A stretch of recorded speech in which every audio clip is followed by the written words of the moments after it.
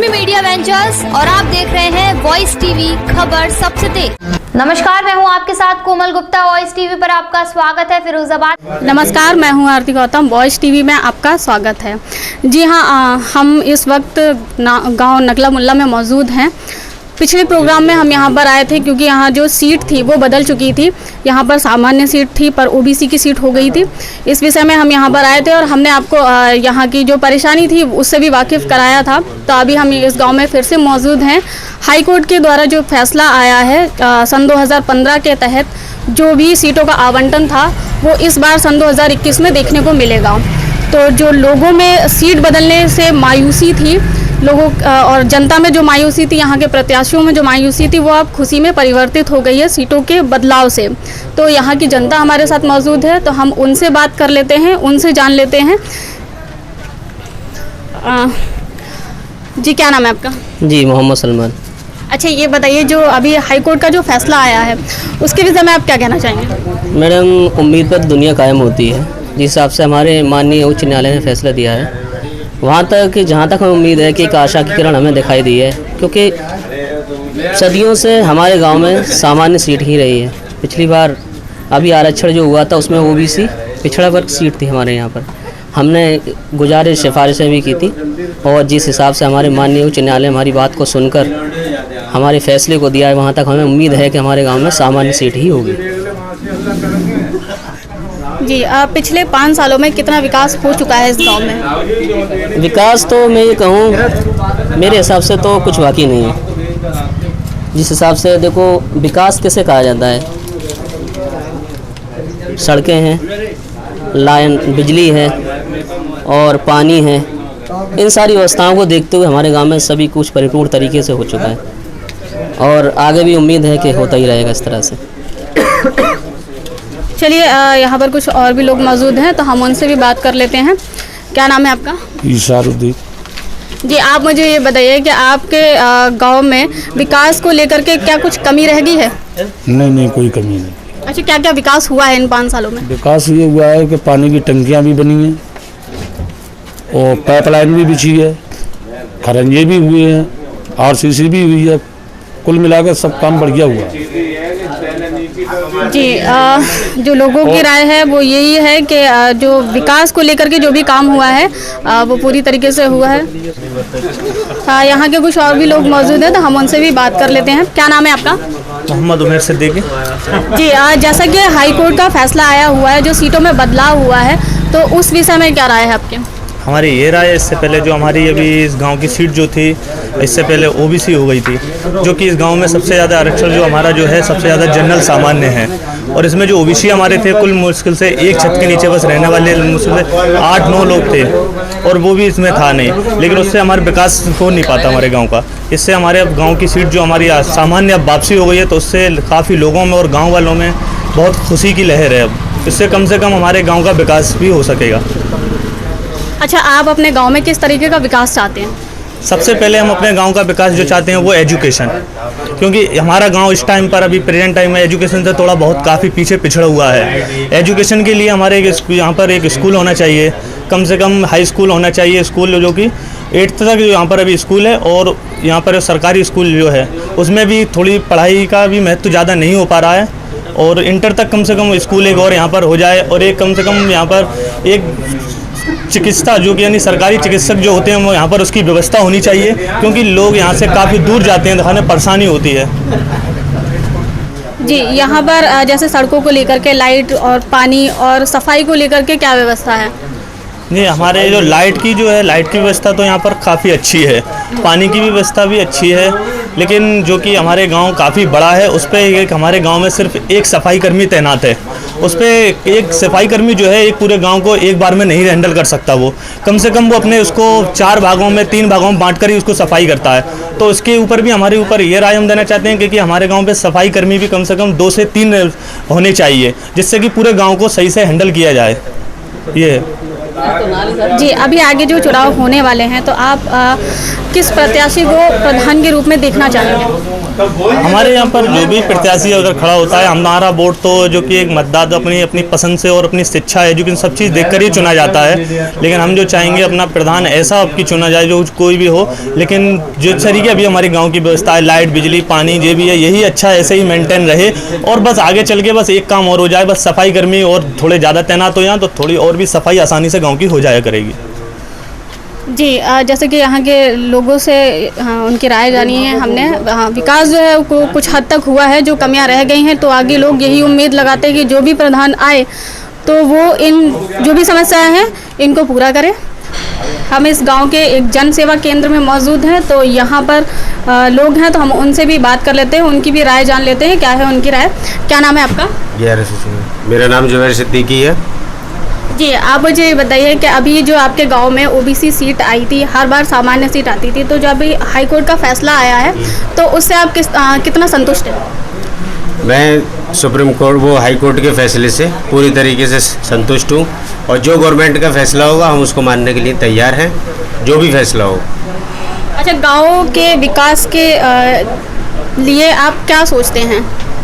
गांव के विकास के लिए मैं चाहता हूँ कि गांव का जो प्रधान हो वो शिक्षित हो, मेन बात ये है। दूसरा जो हमारा मुद्दा है गांव का विद्युतीकरण, सबसे जर्जर जो विद्युतीकरण है, मैं ये चाहता हूँ आने वाले प्रधान से कि सबसे पहली समस्या हमें जो है विद्युतीकरण का सुधार करें, यही चाहता हूँ। ये पिछले 5 सालों में क्या क्या विकास हुआ है और क्या क्या कमी रह गई है जो पूरी होनी चाहिए? विकास में जो कमी जो है बस केवल जो है विद्युतीकरण है, वो हमारे प्रधान के उसमें नहीं आता, पर प्रधान जो है हमारे क्षेत्रीय विधायक के माध्यम से विद्युतीकरण को करा सकता है। और हमारे प्रधान की जो पहल एक अच्छी रही, जो पानी की टंकी उन्होंने रीबोरिंग जो डलवाई उस अपने क्षेत्रीय विधायक के माध्यम से, तो उसको जनता को काफ़ी लाभ पहुँचा। जी, लोगों की लगातार राय हम जानते जा रहे हैं तो लोगों से बात करके हमें यही लगता है कि गांव में जो विकास है वो जो कमी रह गई है वो थोड़ी बहुत कमी रह गई है और आगे लोग उम्मीद कर रहे हैं कि उन्हें भी पूरा कराया जाए। जी, इस वक्त हमारे साथ पूर्व प्रधान मौजूद हैं जो कि सन 2015 से अब तक प्रधान रही हैं, तो हम उनसे बात कर लेते हैं और उनकी राय जान लेते हैं। जैसा कि अभी जो सीटें जो क्लियर हुई थी तो अभी ओबीसी सीट आई थी, लेकिन आपके गांव में हमेशा से सामान्य सीट रही है, तो अभी जो बदलाव हुआ है हाई कोर्ट के द्वारा, तो आप उस विषय में क्या कहना चाहेंगे? ये कहना चाहते हैं हम एक परिवार है, सब पूरा गांव एक ही जगह रहता है, सब बातें एक घर आ गया है, बस एक मकान पिछली जात का, तो उसको कोई राजी नहीं हो सकता। हमारा तो एक ही गाँव है, परिवार सब साथ में, हमें प्रधान भी रह चुकी हैं। जी, जैसा कि गांव के लोगों से हमने बात की है तो गांव के लोगों ने बताया कि कुछ जो गांव में विकास हुआ है वो काफ़ी हद तक हो गया है, लेकिन कुछ कमियां रह गई हैं, तो उस विषय में आप क्या कहना चाहेंगे? नहीं, वो सब विकास हमारा खूब अच्छी तरह से हुआ है, सब कुछ हुआ है। और यहाँ तो जानते हैं कि एक से एक दूसरा जुड़ा हुआ होता है तो बुराई करता है, और जो कुछ रह गया है अब हम फिर चुन जाएंगे तो फिर भी करवाएंगे। जी, हमारे साथ इस वक्त पूर्व प्रधान के पुत्र फैज़ान जी मौजूद हैं जो कि आगे प्रधानी के लिए दावेदार हैं, तो आइए हम उनसे बात कर लेते हैं। जैसे कि अभी जो सीटें आई थी तो हाई कोर्ट का फैसला है, अभी आरक्षण पर रोक लगा दी गई है, तो आप उस विषय में क्या कहना चाहेंगे? देखिए, सबसे पहले तो मैं ये कहना चाहता हूँ कि मेरा जो गांव है वो पूरी सामान्य जाति मुस्लिम समुदाय का ही गांव है, एक कम्युनिटी का है, और मुस्लिम ही ओबीसी का एक परिवार मेरे गांव में आके रह रहा था।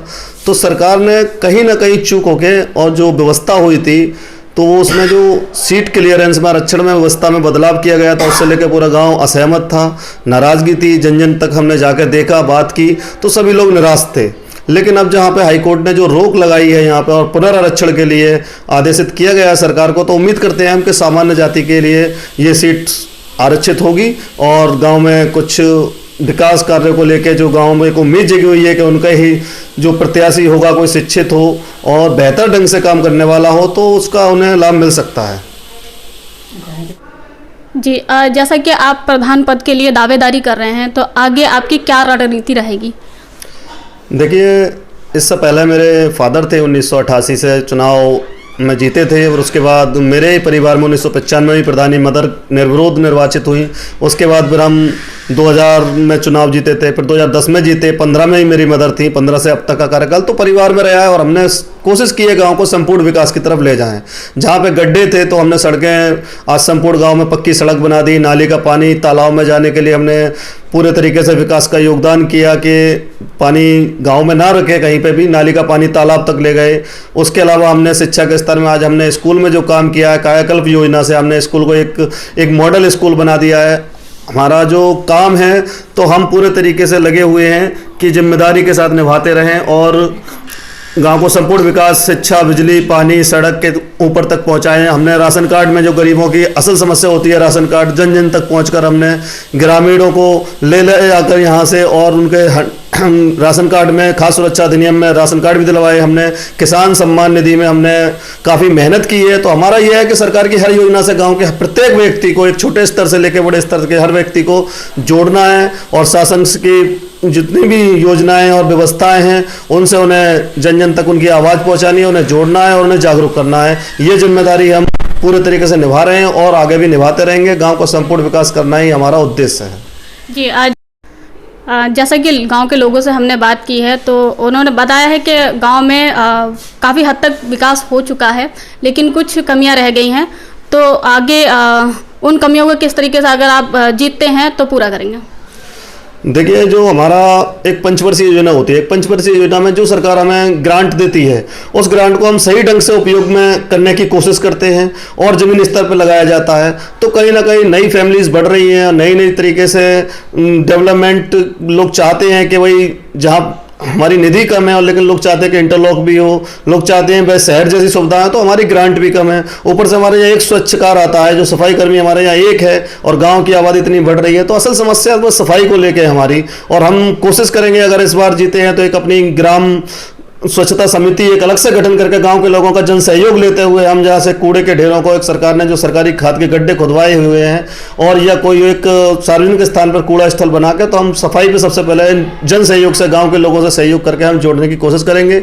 शिक्षा के लिए भी हम चाहते हैं ग्राम, एक जो गाँव के ही जन के जो लोग हैं, हम शिक्षा के क्षेत्र में बढ़ाना चाहते हैं, जिसमें हमारा सबसे मेन उद्देश्य है कि ग्राम के लोगों को ग्राम सुधार समिति के नाम से हम अपनी एक संस्था का संचालन करने का प्रयास करेंगे, जो कि हमारे प्रधान के कार्यकाल को भी देखेगी और जनता के लोग उसमें चुने जाएंगे, जो कि जो भी विकास की जरूरत जहां पे होगी वो प्रधान को सलाहकार के तौर पे काम करेंगे। सदस्यों के अतिरिक्त गांव का आम जन को लेंगे हम, जो ग्राम पंचायत सदस्य चुने जाते हैं उनके अतिरिक्त हम उन लोगों को, बुजुर्गों को और शिक्षित लोगों को उनके साथ जोड़ेंगे, जो ग्राम सुधार समिति के सदस्य बनाए जाएंगे। और हमारा यही उद्देश्य रहेगा कि गाँव को संपूर्ण विकास की तरफ ले जाए और प्रशासन की और सरकार की मंशा के अनुरूप उन्हें उस सब योजनाओं से जोड़ा जाए।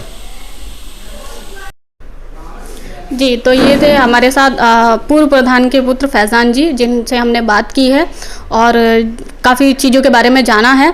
तो आगे अगर ये जीतते हैं तो किन मुद्दों पर काम करेंगे ये भी हमने जाना है। तो आप हमारे साथ बने रहिए, आगे भी हम इसी तरीके से आपको नई नई खबरें दिखाते रहेंगे। तब तक के लिए मैं आपसे विदा लेती हूँ। सहयोगी मकबूलुद्दीन के साथ मैं आरती गौतम, वॉइस टीवी, फिरोजाबाद।